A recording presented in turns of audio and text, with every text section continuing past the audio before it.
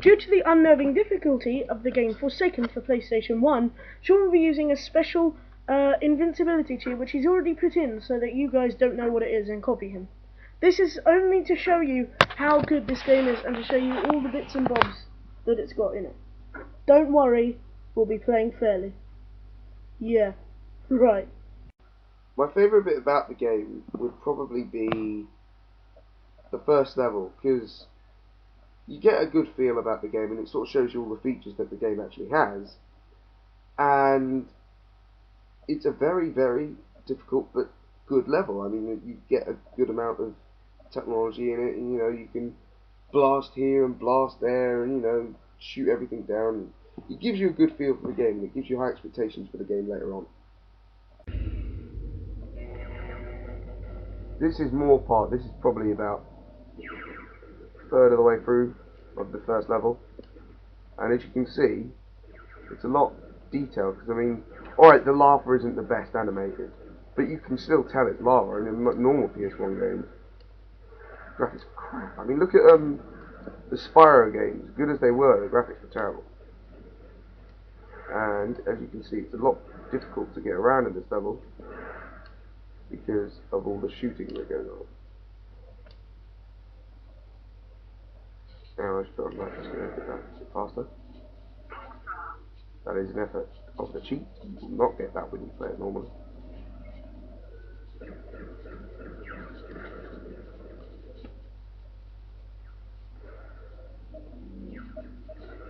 You can in fact shoot down these missiles, which I find is quite good, because that would happen. Let's say this actually was real. Like, that would probably happen. You could probably destroy missiles before they hit you. So that's quite good in detail. This guy I find really irritating. Probably one of the hardest enemies in the game, because he keeps turning invisible. And oddly enough, that doesn't actually happen on the N64 version of this. I know the N64 has more of a storyline to this, I suppose. Whereas this one, you're just blowing up stuff and trying to get to the end of the level because everyone is quite difficult to maintain. This is level 7, which is known as the Astral Base. And this, I haven't actually played this level before, so you'll have to bear with me. But basically the aim of this level is to find your way out of this asteroid thing, because you're locked in the room or something crazy like that.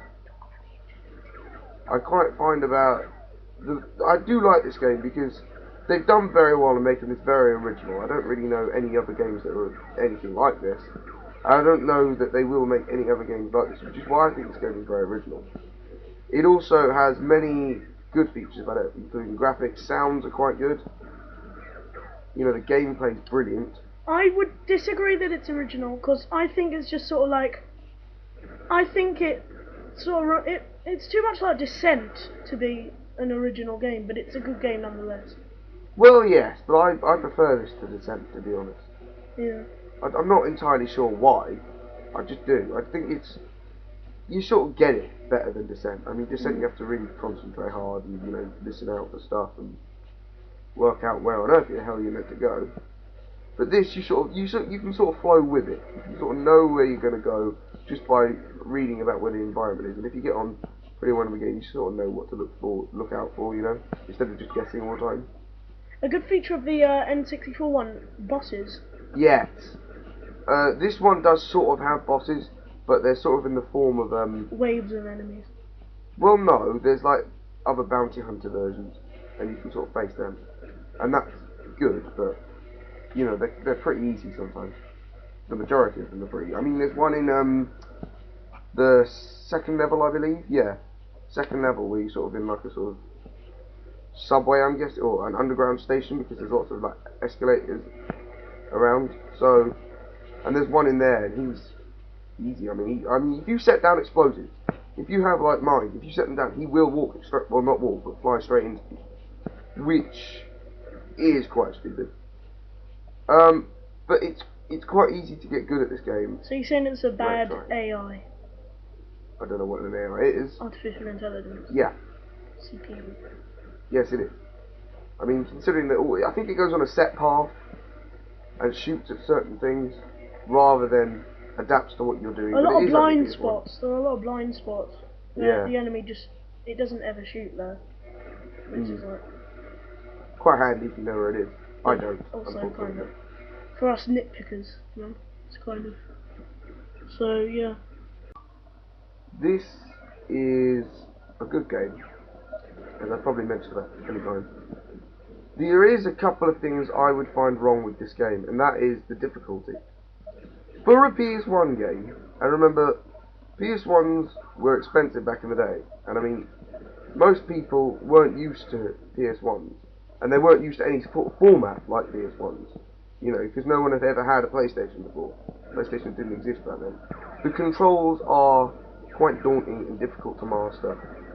I mean, you do get it. It's not like it's impossible not to get, but for PS1, but back then, it was quite something to expect people to understand how the hell to do this, that, and the other. I mean, it's bloody difficult at first.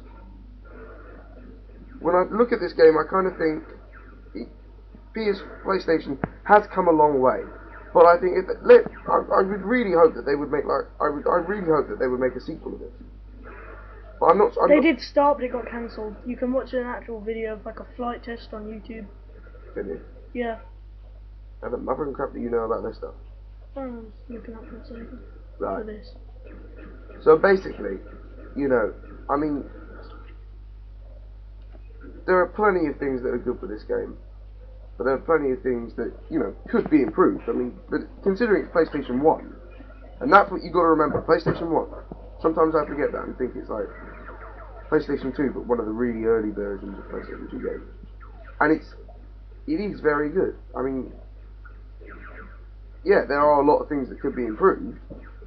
Like, the enemies could be less tougher. But, you know, the whole point of the game is to make it tough. So, you know.